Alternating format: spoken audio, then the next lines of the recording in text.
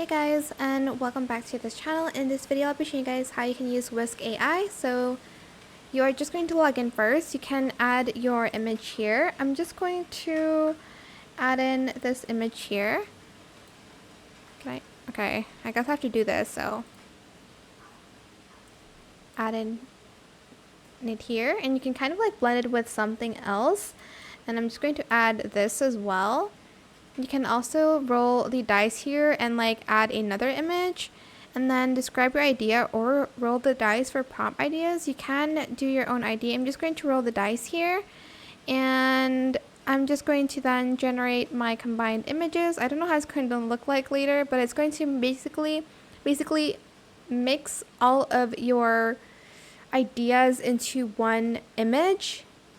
And let's see what it's going to look like. I'm not sure about that. Like, oh. I don't know why because I didn't use this. This is different from this. Okay, so this is what this looks like. And then you're going to add a scene here. I'm just going to do that and then a style. And then you can kind of generate it from that side, but this will be like a different item here. Or you can just delete that, and then can I not press enter here? I don't know like how this doesn't correlate with this, but anyways, that is it for this video. I hope it was helpful for you guys.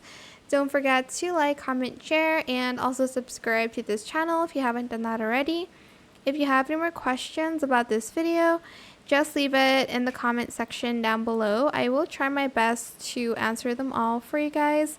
And if you found this video helpful, please click the thanks button as well. Oh, here it is. But that is it. Thank you so much for watching. Bye.